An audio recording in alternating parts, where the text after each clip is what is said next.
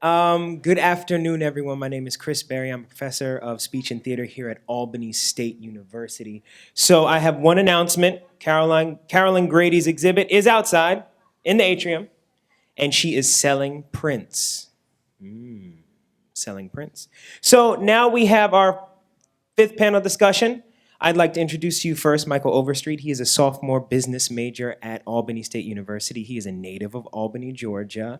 And then I'd also like to introduce to his left Daniela Gomes. Daniela is a PhD student at University of Texas at Austin. She received her MA from the University of Sao Paulo.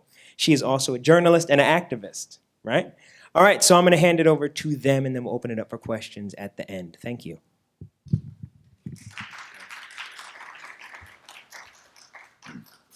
Thank you. Who would breathe life and inspiration back into the community that gave the exact blessings to many? Hip hop during the 1970s into the 80s was formed out of pure determination to live. Young people, teenagers, and adults throughout inner city New York, beginning in the Bronx, found themselves innovating a hobby that in time would bring relief and promise. A promise to avert from horrors of crime, poverty, and drug usage that ravaged the environment thought to be home. This community for ages saw Perel like no other, and as if with a defining halt decided expression through art, music, and dance would revive not just a dying neighborhood, but a nation. Rap, one of the elements of the hip hop culture during late 80s and early 90s, became a force of its own with its brash lyrical content and belligerent sound. And what at first was deemed immoral and unsuitable from politicians and human rights groups, due to the appeal of controversy, corporate America and friends came knocking on inner city doors. Fast forward to 2K15. Hip hop culture and the rap phenomenon are just about everywhere on earth. North to South Poles, LA to Tokyo. A Russian aide of Vladimir Putin recently stated Tupac Shakur as his favorite rapper. In South Africa, hip hop is widely favored, with acts from the US often touring there with their own thriving movement as well. Australia, Canada, and even Mother England have joined the mix with their citizens rising to fame, partaking and participating in the ever-growing custom. The community, however, that gave birth to both hip hop and its offspring of rap hasn't evolved or escaped much from the same troubles that suffocated countless throughout existence. While both hip hop and rap has reached unimaginable heights near and abroad, the essential environment that initiated its birth continues to navigate through choppy waters. The unemployment rate for this community from just February of 2015 stood at 10.4%, while the national rate was just 5.5. The drug and crime plagues that hunted inner cities 40 years ago still remain unsolved or totally ignored by the powers that be. The divorce rate, children born out of wedlock into single-parent homes that reside in impoverished areas are all at alarming rates in this distinctive community, all after affirmative action, the Clinton era, and the last years of the first official black president of these United States. Need I mention or allow media coverage or social media to illustrate what seems as if out of nowhere centuries of systematic oppression in the form of police brutality? Not to hold presidents, entertainers, mandates, and public representatives alike to a certain responsibility may seem far perplexed or arguably unrealistic in a realm. However, without clear direction, all would agree one is without destination and surely lost. How is it that this afflicted community can breed some of the most iconic, unforgettable figures known of mankind, but fails to bridge itself together, or better yet, rise above the crutches it continues to lean on? Rap has merely become the commercialization aspect of the hip hop culture. It is by far the most successful, or at least most favored element out of the four. Rap has produced a class of millionaires that were once inner city kids looking to make a dime out of a nickel. Though with unparalleled success comes into question the true intent of rap at this point and its overall benefit to the community it represents. Yes, there's much rave that young black men and women can make profits and fortune, but at the cost of humiliation, audio and visual anarchy, and lawlessness lifestyles, it can often seem a mirror is placed in front of airways reflecting once what was America's nightmares. Hip hop's purpose was to save and spare lives, preserve the spirit of youth and possibility. That seems to have taken a backseat to European fashion and ridiculous consumerism, dangerously and outrageous consumptions of drugs, and addicting primetime soap operas that include scripted, vile, and highly profane acts. Aren't those the same exact adversities that confine a nation, a generation, and a community? There are some artists today who enact to uplift lives and enlighten the youth with records of empowerment while still able to provide a funky good time here and there.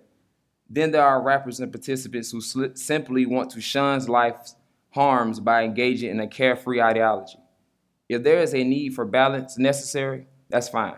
If it's all about choices of a consumer, that's okay as well. But if it's all about the community, then its advancement is based on a unified endeavor from those in and out, not in monetarily terms solely, but through education and vital involvement. So again, the question is presented but adjusted slightly. Who will breathe life and inspiration into a community with hopes it will evolve?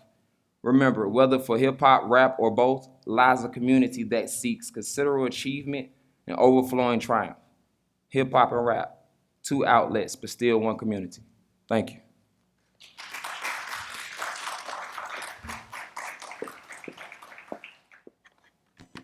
First of all, I would like to say thank you very much for the warriors who are still here. Saturday, almost night, without after a long day, without go home and have the opportunity to share with us. Thank you, Michael, for your presentation, and thank you for Albany State to receive me and to giving us so much inspiration in those 2 days. So the title of my presentation today is Raising Our Voice, Brazilian Hip Hop Movement and the Creation of a New Generation of Afro-Brazilian Leaders. I prepared a totally formal presentation, I swear. But after all the environment here, I realized that you guys deserve much more than that. So I spent these last 2 nights without sleep changing my whole presentation. And I will give you my best. So I'm sorry for the not professional subtitles in the videos, but I believe you guys deserve it. And I want to share what is an important part of me. So, Brazil. That's where I am from, if you don't realize by my accent. And what do you think when you think about Brazil? Say. Yes, Brazil is everything that you are saying, but Brazil is also the second largest black country in the world. First black country outside Africa. 100 million people of African descent in that country. And the only country that has more black population than Brazil is Nigeria. We represent as Afro-Brazilians 53% of the population in the country. However, although we are a majority in numbers, we are still a minority in rights, and we are still oppressed with a system of races that operates in a similar way of the US when I am talking about how we are oppressed, but that was constructed through a different racial thought. So Brazil is still nowadays lives under a myth of racial democracy. What that means? That means that we don't have races. We are all mixed, and we don't need to talk about the subject.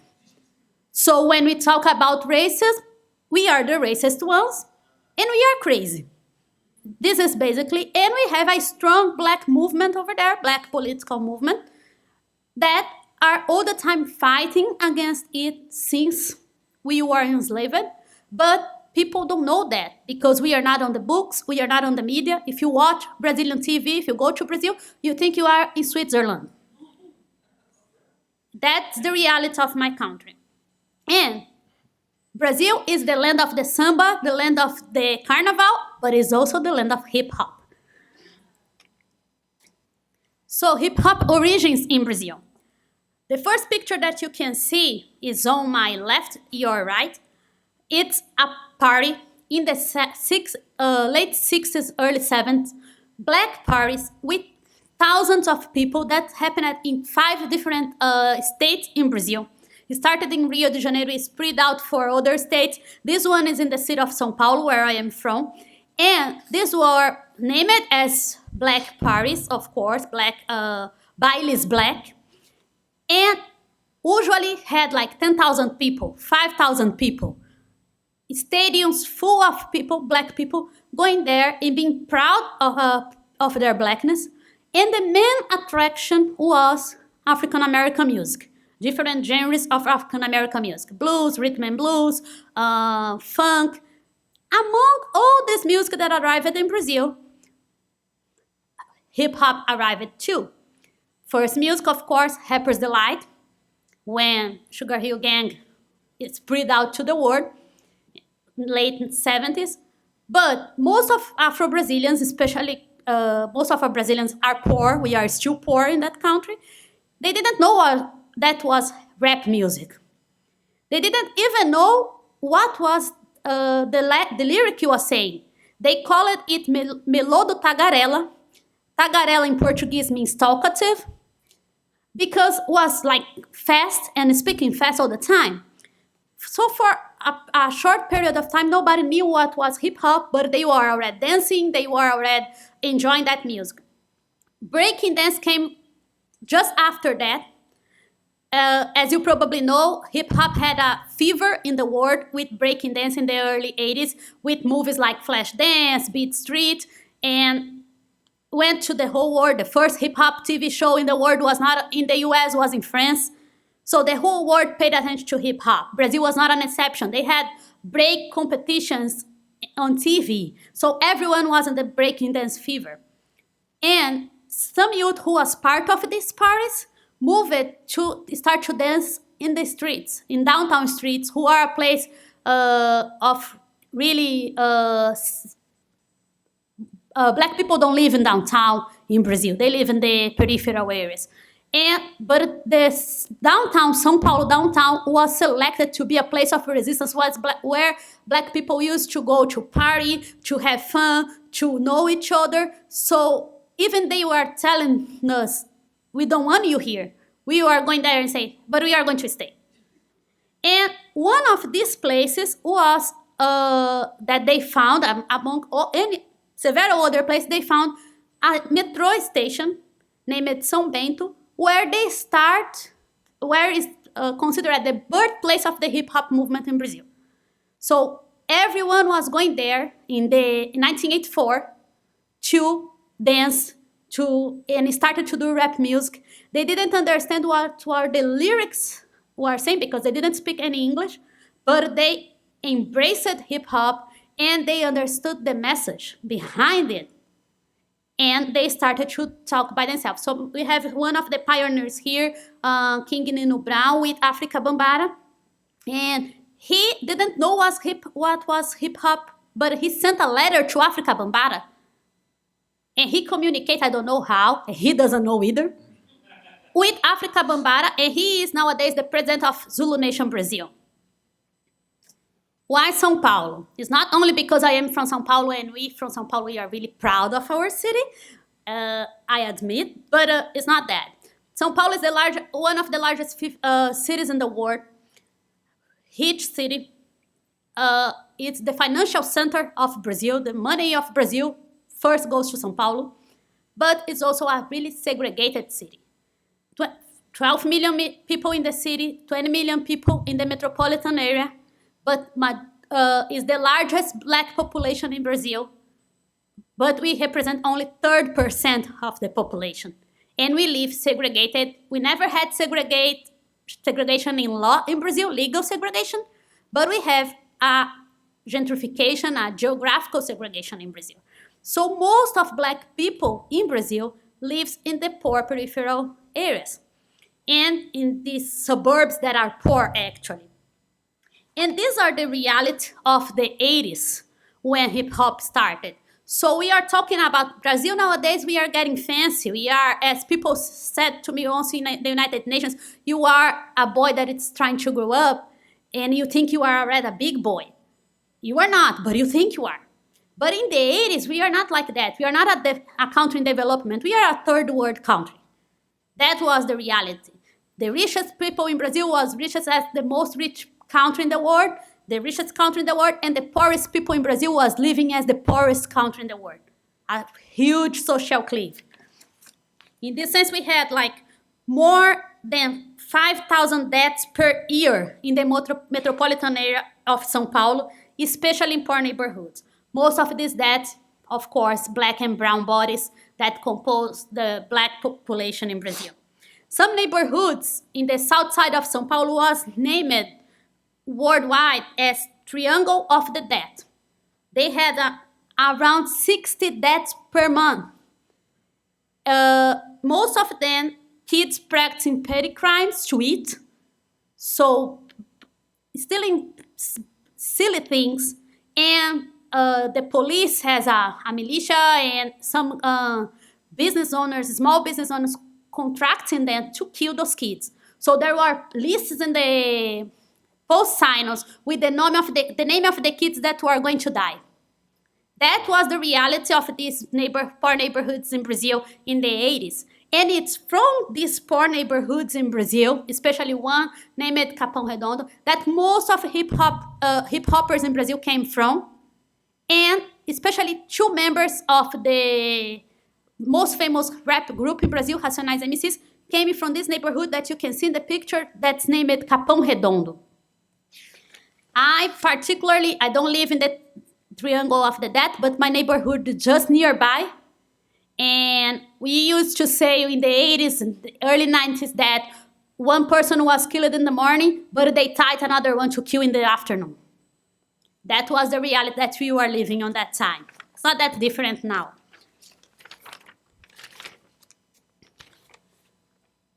O hip-hop salvou minha vida. Hip-hop saved my life. This is the sentence that motivates the creation of this research. Presenting the discourse preached by the members of the hip-hop movement in Brazil, it demonstrates what hip-hop represents for some youth who are members of the hip-hop generation in the country. However, as someone who grew up attending Sunday Bible school, salvation to me was always related to a change in someone's life when connecting with God. So how could I comprehend salvation in this case? While this question was emerging in my mind, I started to remember the role that hip-hop played in my own life and how through my contact with the movement, my life was impacted and changed. In conversation with some friends who are also hip-hop fans, I realized that it was a common experience of liberation. But while thinking about hip-hop as an emancipatory mechanism, I wondered, what would this emancipation be? What would this conversation be able to generate? How can we talk about freedom without overlooking the problematic content that hip-hop sometimes represents? These questions are the starting point of my research. In this paper, I am going to analyze the relationship between the emergence of the hip-hop movement in São Paulo and the formation of a new generation of Afro-Brazilian leaders. I brought here some quotations that I am going to jump. But my chief assertion is that hip-hop has worked as an instrument for liberation of Afro-Brazilian youth in São Paulo. I propose here an analysis of this liberation through the African-American context related not only to spiritual freedom, but also with emancipation from the bondage that chained the black population in the diaspora. Why I propose through this analysis? Because I believe that hip-hop even is a diasporic or has a diasporic origin. Hip-hop inherited a lot of the African-American tradition. So I believe that this tradition is part of the hip-hop culture, and of course, it's, in my comprehension, can be presented in hip-hop in Brazil too. I brought here some quotations from the boys that you probably already know, and I'm going to jump. Vincent B. Thompson brings some concepts about leadership that I want to engage with. So leadership as physical force, leadership as moralist, leadership as activist. And he talks about the African-American context, but also about the diasporic context. I present here the perspective that in order to guide young Afro-Brazilians in a search for justice and equality, hip-hop leaders in São Paulo offered parts of these three characteristics. So physical force, moralist, and activism. As an example of this model of leadership for young Afro-Brazilians, I present the image of the leader of Racionais MCs, the most famous rap group in Brazil, Mano Brown. Although Brown rebuffs the image of a leader for himself, his ability to mobilize the youth in the country is incontestable. Mano Brown persona in his concert served as an example of someone who guides the poor and black youth, and his lyrics present content that can be analyzed as part of this messianic motion for liberation.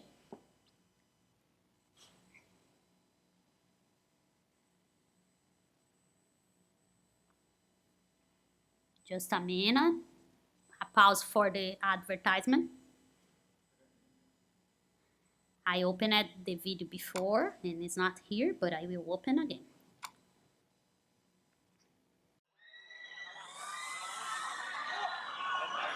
Olha que multidão. Olha que é sede. Isso pra mim. Agora imagina só. Por mais que a gente veja milhares, não pode faltar ninguém na volta. A falta de um é a falta de milhões. Não pode faltar ninguém na volta, hoje. Sério. Ninguém. Nem vocês aí que estão doidos para não voltar. Né? Esse barato vai cair aí, chá de plástico, tá vendo que é de plástico? É de plástico. Aprendeu a voar? Ah, não, né? Já inventaram máquina de bater foto. Os caras pegam a sua imagem aí, faz assim, traz pra cá. Agora, ensinar a preto voar ainda não inventou. Nem nadar, né, moleque? Nem nadar, mas correr e jogar bola. E fazer várias fitas também. Falar. Estive ontem de noite aqui, na madrugada. Eu sou da rua, certo? Eu tô nas ruas todo dia, muitas horas do dia. E eu vi muita covardia nas ruas do centro ontem. Muita covardia. Todo mundo fala da polícia, todo mundo fala do sistema, mas eu vi vários malandros ramelando ontem no centro. Se roubando, se saqueando, se agredindo, se desrespeitando. Eu vi 10 manos roubar um Mizuno do moleque. Todo mundo com a mesma cara, vestido parecido. Os malandrão roubou o Mizuno do moleque. Vai voltar pra quebrada dele, mais pobre. Mizuno é 900 pau. 900. 900. Quem ganha 900 por mês aí, levanta a mão. Quem não ganha, levanta a mão. Dona Hélida, o nosso povo está dizendo que está desempregado. Ó. É isso mesmo? 99 está sem trabalhar aí? Ou vocês estão zoando com a minha cara? Quem está desempregado, levanta a mão aí.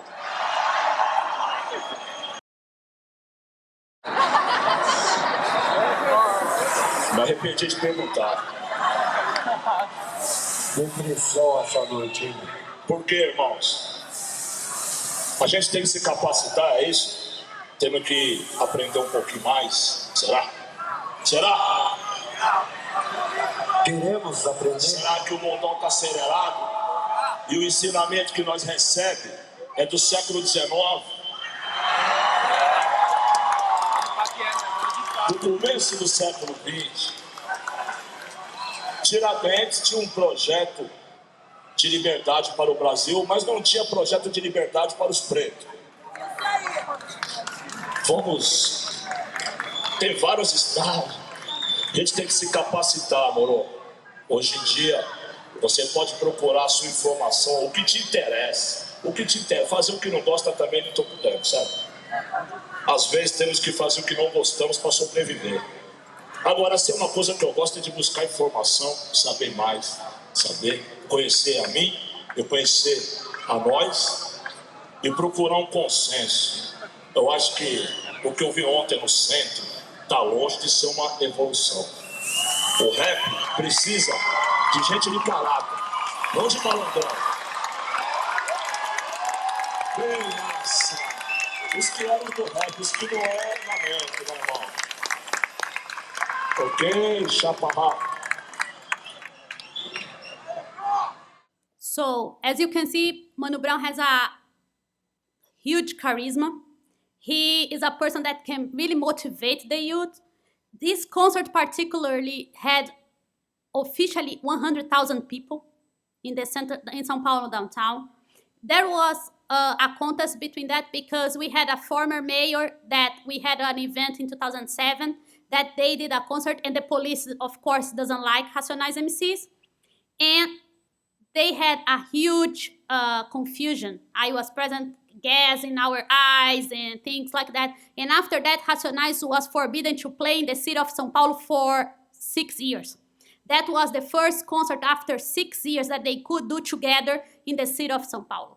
So sometimes his speech goes against what he's seeing in his own music, because his music is full of sexism, full of consumerism, gangsterism, all these things. But his persona itself embraces this messianic leader. In words that are going to be defined by Henrique Young Takahashi as a political religious scripture manifesto of a peripheral theology, manifesto político-escritura religiosa de uma teologia da periferia, Mano Brown lyrics are always going to present some religious metaphor or parable to transmit a message. In the lyrics of the song Jesus Chorou, Jesus Cried, he narrates his experience of feeling betrayed by some, constructing a comparison with the betrayal of Christ by Judas.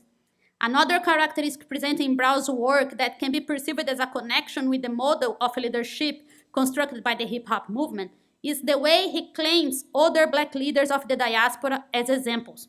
Both characteristics can be perceived in the lyrics and video for the song Negro Drama, Drama Black Man, where he narrates his own trajectory and criticizes the system. Here I bring a picture that was, first of all, in the downside, is a picture of Capão Redondo with a graffiti of Racionais MCs as a kind of way to honor Racionais MCs. It's there. If you take the Metrô Capão Redondo in São Paulo, you are going to see this in front of you. And this first picture in the top was Mano Brown being arrested 2 weeks ago because he didn't stop in a blitz. According to the newspapers, Mano Brown almost doesn't talk with the media. He is really reserved to that. He's more open now, but in these past 25 years of career, he almost didn't give interviews or something like that. And so the media was like paying attention. Oh, he was arrested. He didn't stop to the blitz. He was with the driver's license expired. Actually, what he says, and the Secretary of São Paulo for Human Rights says, is that he not only stopped in the blitz, in the police barrier, but people removed him. He left his car, as the police officer said. The police officers beat him. 10 people tried to dominate him and took him to the police station.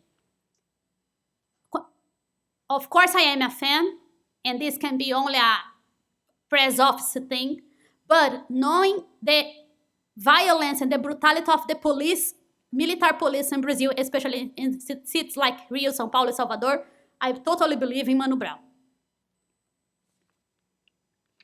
So I put it supported by more than 50,000 fellows because this is how he talked about him. Because when rap music started in Brazil, we never had the support of the media. Hip-hop is not a commercial in Brazil as it is here in the US. So we don't have main labels behind us or something like that. But before my thank you, that should be, I'm going to say, it is important to reinforce that Brown is not an exception when considering the content of Brazilian hip-hop productions. The search for freedom in the struggle against racism and poverty are still currently part of the hip-hop discourse in general. In conclusion, I use the same structure of biblical analogy to portray hip-hop as a movement that taught us how to cross the Red Sea. Through hip-hop, most of us young Afro-Brazilians who are part of the hip-hop generation were able to connect with ourselves, with each other, and with our ancestors. It also helped us to raise our voice, not only denouncing racism and exclusion, but also change the structure of the artistic production in the country. Most important, hip-hop brought to us perspectives for the future and the possibility of leaving a legacy for future generations. And after to talk too much, I'm going to leave you.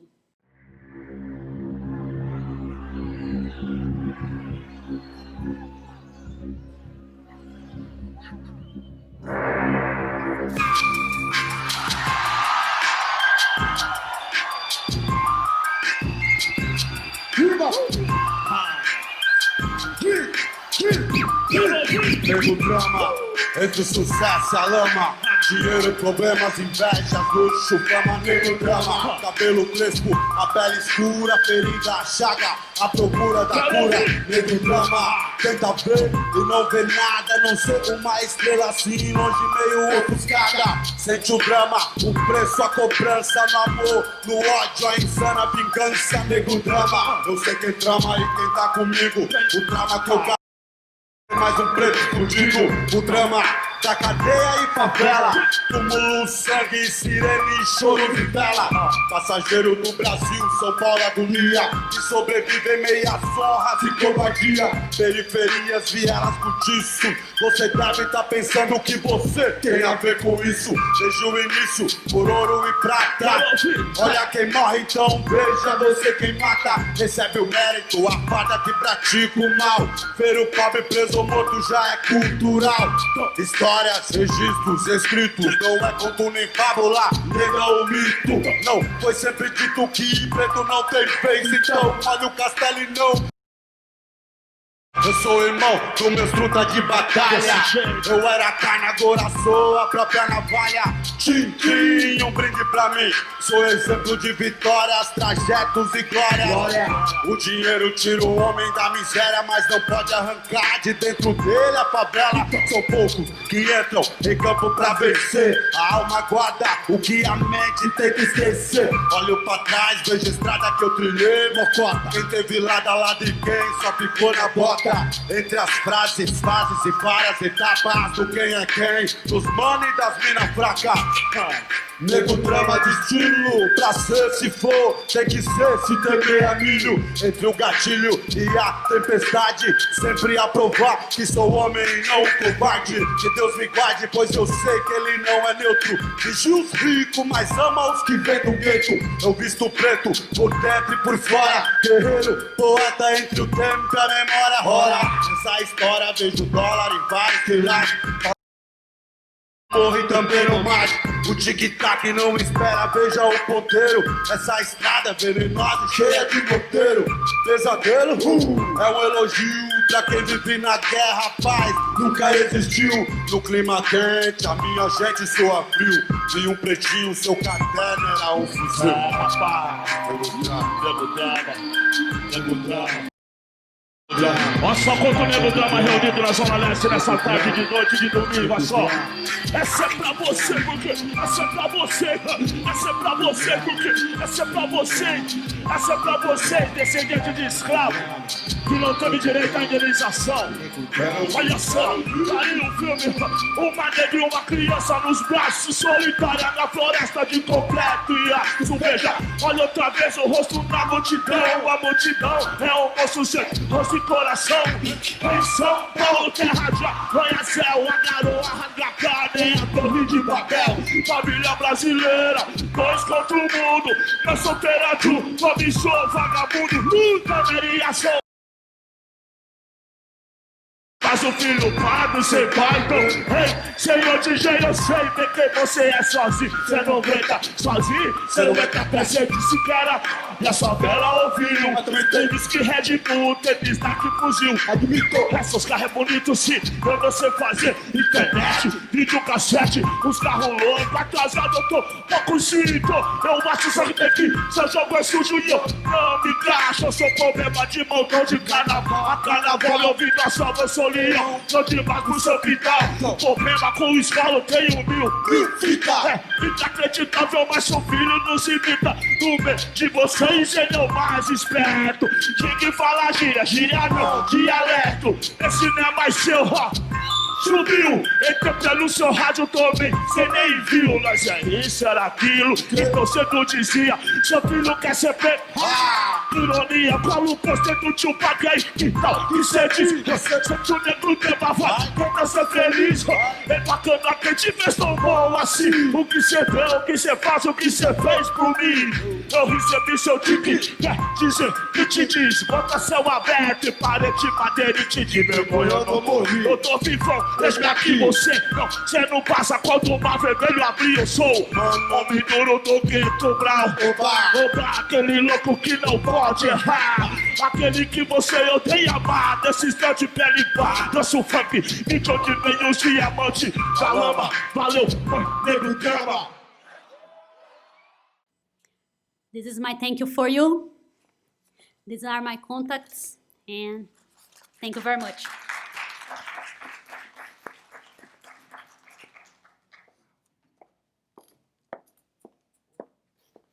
How much time do we have?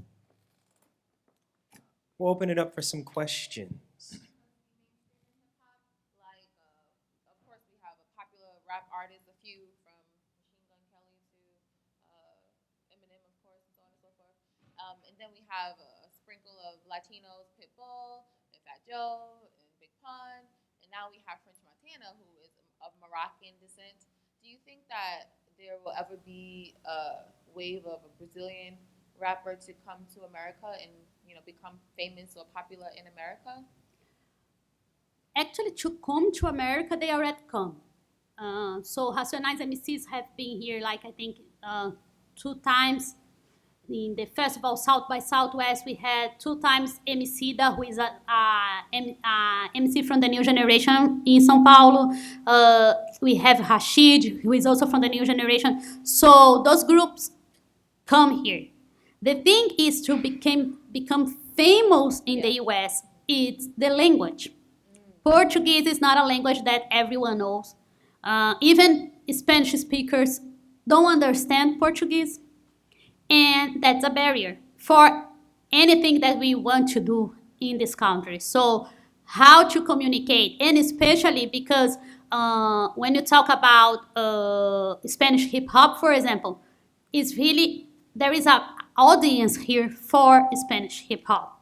There is a generations and generations of Latino people in this country that can communicate with this music. There is not an audience for Brazilian hip hop here because most of Brazilians who are immigrants here, they come from another class and they are not interested in what Mano Brown has to say, or any other rapper from Brazil that came from this kind of hip-hop movement.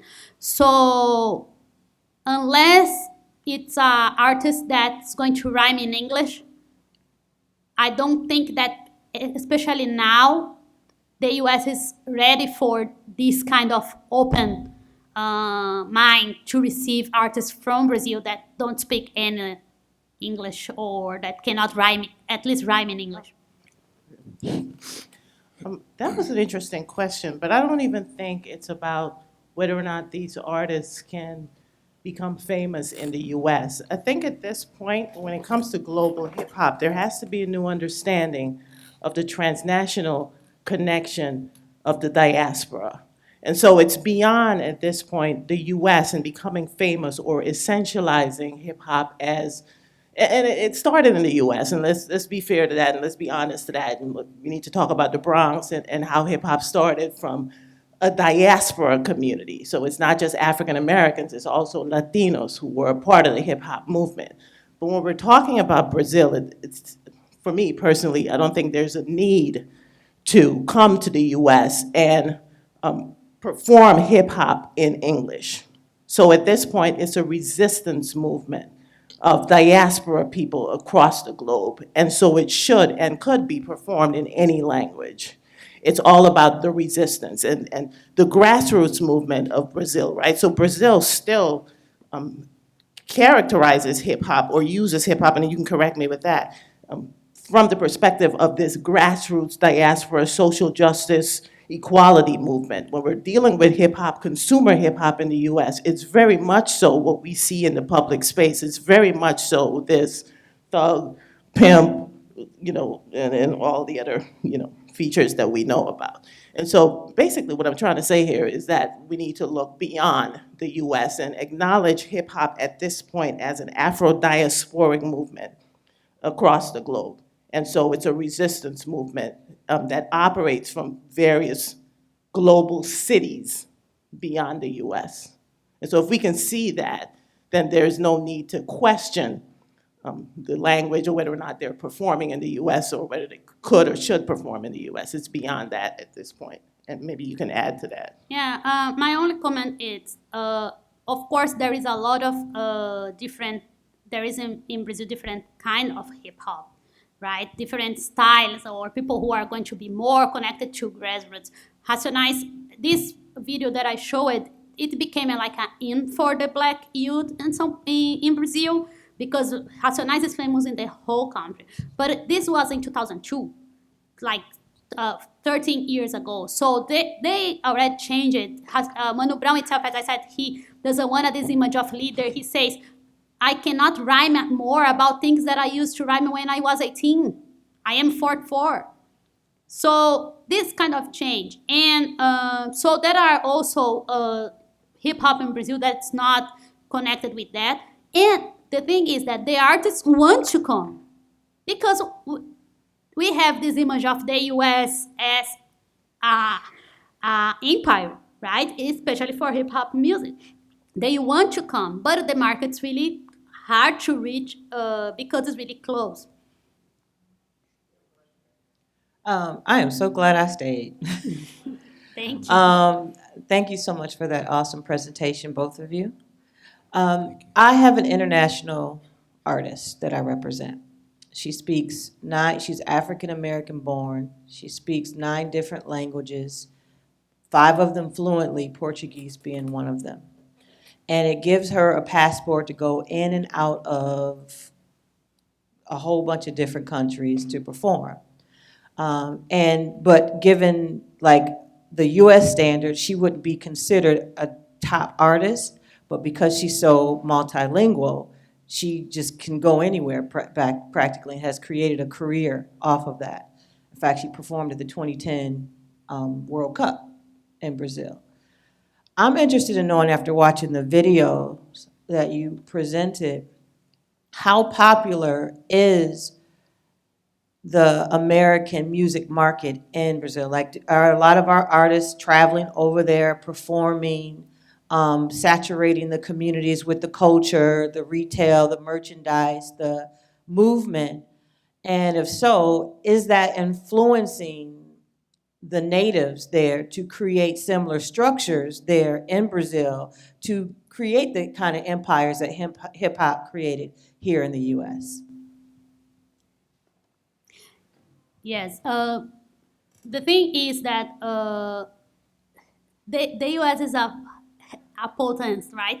It's a country that it's sending things to the whole world, not only to Brazil. Brazil receives a lot, especially, I'm talking about, I am 33, my generation to now, okay? Before that was not that, it was not so intense, but at the end of the 70s, we have a mass consumption of American products in all styles. So music, movies, all the kind of things, TV shows, all the kind of things that you can imagine. So it influenced a lot the mentality of these new generations that, for example, for us nowadays, of course, if you go to Brazil without speak Portuguese, you are not going to survive. Because to take a bus or something like that, you need to speak Portuguese. But for our generation, even kids who are poor and have a contact with the language, with English, because of TV, because of MTV, because of radio, it's part of our culture, you know, much more than for a young African American or a young American with Portuguese. So of course we have, and as I mentioned at the beginning, we have a relationship, especially the Afro-Brazilian community in a city like São Paulo, a relation with African American music that comes since the 70s. So we are buying this music, and with the music we buy the culture, and we buy the ideas, the revolutionary ideas. That was like, because we had like a hide history of blackness in Brazil. Nobody wants to talk about blackness. Most of things that are from the black population was associated like a national culture. Oh, samba is not black, it's Brazilian. Even it's a black culture. So most of these things, so we found inspiration. We didn't copy any movement, but we found inspiration in the resistance of the African American community. So if you are going to talk with a teenager in Brazil, oh, who is Abdias do Nascimento, who is a leader, the first black senator in the country, who is Abdias do Nascimento? The person doesn't know. But if you ask him, who is Malcolm X? Who is Martin Luther King? He's going to tell you. And another thing is about influence of music. For example, I am from the hip hop generation. As I mentioned yesterday, when I was growing up, we didn't even have like a promotion of music in the radio. We were seated in the sidewalk and a car was passing by and you look at each other and say, hey, did you hear the new Racionais song? Oh, is that? Do you have the mixtape? That was the reality of us in Brazil in the 80s, the 90s, when I was growing up as a pre-teenager. So, but nowadays, for example, there is a new, not new, but a genre music in the peripheral areas of São Paulo, for example, that name is Funk Ostentação, that has its origins in the Miami basement funk that went to Rio de Janeiro, became famous over there, and there is a big history, that's no time, but basically, all the consumerism and the sexism that is in commercial hip-hop in the US is present over there. When you watch these video clips, you say, guys, how can you do the same? And it's not like because they are copying, but because it's a new generation. They are like, being a citizen to them means I can buy things. And if there is someone outside that is doing this kind of things, hey, to be a nice person or to be somebody is to have this and that, they are going to reproduce. I ask because for about 10 strong years, hip-hop was one of the top 3 exports from the U.S. And in a country like Nigeria, they totally recreated their own industries around hip-hop. And that's how you got Nollywood and all of the extremities that came with that. So I was curious, because I am familiar with Brazil being the second largest environment for Africans. If there was a trend like that you saw in the country where they were, emulating Hollywood, emulating the labels and stuff like that, and making a living off of it, because the Nigerians are getting rich from that. I think there is an empowerment that came with the hip-hop generation. I have a lot of friends, for example, that we buy things that are produced from ourselves. Brands with that show our style, like show pride of being black, show resistance. So we buy from each other. We have big events that we organize. This hip-hop generation, people who are under 40, under 30, black youth, without any support of the media, we can do events in São Paulo, for example, for 10,000 people. Without any support, any kind of advertisement in main TVs in Brazil. Only with flyers. We only have one black magazine, like mainstream black magazine, that is not black because it's not black owned. So without nobody say anything. Only constructed, produced, disclosed by us. So of course hip-hop influenced in that too. And this attitude too. Because before, I put Mano Brown because before that, even in samba was talking about the favela or the morro and etc. But it was not with this pride. This kind of pride, hey master, I know who you are. This is a new thing. To look at it and say, hey, you gave me everything that it's making me suffer. All this poverty, all this mess, but I am going to face you. This generation, this first generation of hip-hop in Brazil gave to my generation. I know I'm talking too much, but my personal story is when I was 12 years old, my neighborhood was really dangerous. Sometimes we were at school and you need to put ourselves in the floor because the police was entering with guns at school and point on us. And a lot of people were dying. And one day I turned on my radio and I listened to one Racionais MC song. And I didn't know I was black because my family is all light-skinned. And in Brazil, if you are light-skinned, people are going to deny your blackness. So I turned on my radio, and Racionais MCs was playing the radio, 1994. And they had a song that was talking about poverty, racism, about violence. And this song, he mentioned a lot of neighborhoods that were around me. Because I grew up, my family still lives there. In that moment, I understand. Now I know why I am facing this. Because I was desperate. I was 11 to 12. And I was desperate. And I said, why is this happening to us? Why is this happening to me? And when I heard that music, I understand. I know why. It's because I am black. It's because I am a black girl. It's because my ancestors were enslaved. And that changed my life. I became an activist with 12 years old. Activist in the black movement by myself. Through my story, I changed the story of my family. A lot of people in my family start to declare themselves as black because of my activism. And I am here talking to you guys.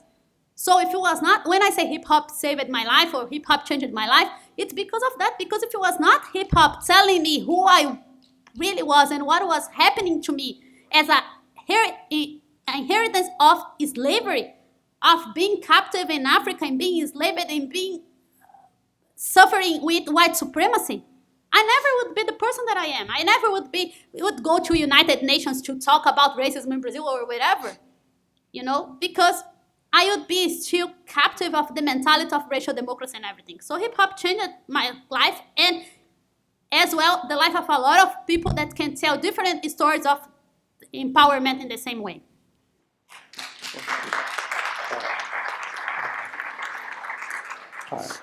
Hi, I'm Joel Johnson again. I'm assistant professor of music industry here at the university.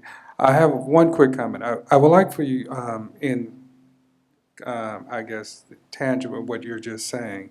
Please keep in mind the relevance of the music industry.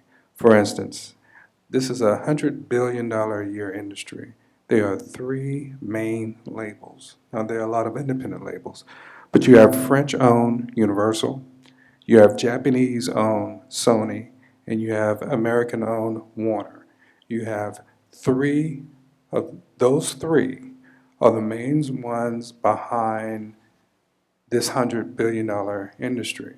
I'm also a voting member of the Grammys. So when I am voting and I see various different categories, if whatever group, Brazilian, whomever, if you do not have people who are voting members, you'll say, well, I know these people do good work, but I don't see them getting any accolades for what they do. The business of music is it's like making sausage. If you really understood it, it's unfair, it's unkind, it is what it is, but it's not unlike many other industries. But when you're not represented within the business of it. Now, I understand some people do not do hip hop for money. However, if at some point you're going to have to turn the switch on and lights need to come on. So at some point, as an artist, you're going to have to face that issue. So that was just to keep in mind that there is an economic part of this that is unfair, biased, filled with racism, filled with bias, and it is influencing the experiences on the ground. So here's my question. And I want to start with Mr. Overstreet. One, I really appreciate your presentation. Thank you. Okay. Thank you. This question is really for both of you, but I want to start with you.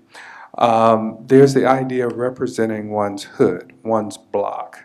And a way of looking at that is those who like that versus those who are like that. And Ms. Gomez, I know I guess this question would be related to the favelas in the slums of Brazil, and whether the hip-hop music represents those who come from the favela or the hood, as we would say in America. Does it represent those who like that kind of thing, or does it represent those who are like that? Starting with you, Mr. Overstreet. Let me see if I got an understanding of your question. Could you So like make it simple? hip hop versus rap. You made Yeah. that distinction. Yeah. So what represents those who like that? Meaning it speaks to my sense of entertainment, it speaks to my sense of fun, versus no, that music is describing exactly who I am as a person. Well, the rap to me is the fun part. Party and turn up, whatever you want to say. Like, that's the carefree. Hip hop to me is Public Enemy, or when Pac was saying lyrics about we're gonna make a race of babies that's gonna hate the ladies and then still make the babies. That's relevant to today. He said that in like '94. But rap to me is just, you know, I can't really describe it. It's really just party. It's just fun. So I think it's for those who like to party. They like rap music. Those who like to turn up and don't care about what they're gonna do 10 years from now, they like that. They care more about that. Those who care about their future, their community, their family, they like more of the hip hop. They like more of that sound of struggle and how we gonna get about the struggle. So that's what it, you know. Okay. I really appreciate that point of view. In the last 2 years, I've performed in 32 countries. A lot of the music that I do is somewhat related to hip hop or R&B. One of the things that I notice outside of the US is various countries are trying to figure out who is authentic. And just like you made the differentiation between the party, dreamland, whatever, and those who are talking about real issues, Right. a lot of people in other countries don't really know which one you're trying to be. They will take the dream character as that's what a real black man is, because they don't know, versus the other. And yes, Warner, Sony, Universal is also filtering, because if you don't say certain things, you don't get a contract. Right? So I appreciate that. So I would like to know about the same kind of thing as it relates to Brazilian culture. Yeah, first my comment is about the music industry. Of course, I'm not a Puritan or innocent. I know what drives the world is money, of course. But one thing about Brazilian hip hop that she mentioned that before is that the connection with the grassroots that happened at the beginning may created a barrier between hip hoppers or rappers in Brazil and the media and the music industry, in a sense that even when the music industry or the media tried to approach them, they said no. No, we are not. They don't go. For example, this group, they never, one member, yes, but they never went to the main TV station in Brazil because they are against the TV station, because the TV station is against black people. So, and because that tradition is started like 30 years ago, we as hip-hop movement, we don't accept when they do different. So every time when he gave an interview to someone, say, hey, but he was not saying that he was not going to the media. And I use him as an example because I am a fan, of course, but because he's the most notorious artist. But a lot of others, like, and he says, I cannot complain when they ask me that because I told them to ask people that were not being honest. So most of these artists, this group, they are not part of these main record companies. They have their own label. There is no hip-hop mogul in Brazil. No people make millions and millions of dollars in Brazil with rap music. Actually, nowadays, the rap market in Brazil is really going down. But about who buys it, unfortunately for me, but fortunately for them, there is a lot of people that or don't understand the message when they are saying that, hey, I know who you are. It's not this or that. You are saying about me, but your son wants to be black. He pastes the posters, Tupac poster on the wall. There's a lot of people that don't understand that this is about them. And they want to buy their CDs Or when they say a white person that was stolen in the middle of an avenue in São Paulo, they want to hear that. And they are not going to say, hey, don't buy my CD, or I'm not going to do a concert for you. What they do is what they are doing now, because for a lot of years they didn't do that. But what they are doing now, that they are getting old, that they need money on their pocket, they are saying, okay, who can pay 10, pay 10, and who can pay 100, pay 100, to watch me to sing the same thing. What changed in Racionais MCs, particularly this group, is that, of course, they became known, rap music became known as the soundtrack of the crime in Brazil, because it was really marginalized in the beginning.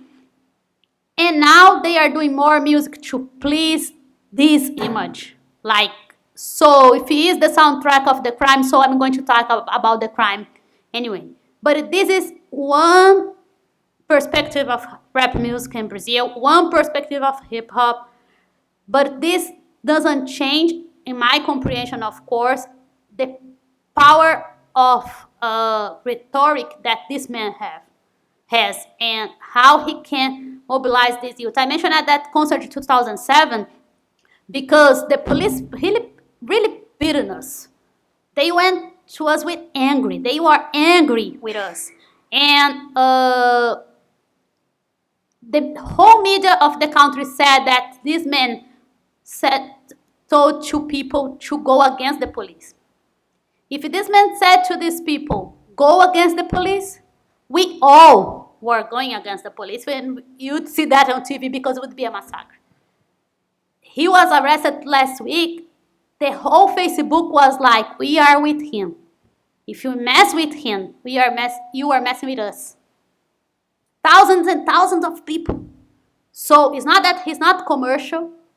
It's not that he's not sexist. He's sexist a lot. And that, I was talking to Joe Morgan yesterday, how I criticize that with so much passion in my heart. But he still has power to communicate with us. Thank you, thank you, thank you. So we're going to take a 15. Let's say this, what we want to do, we're above schedule. We have a long day.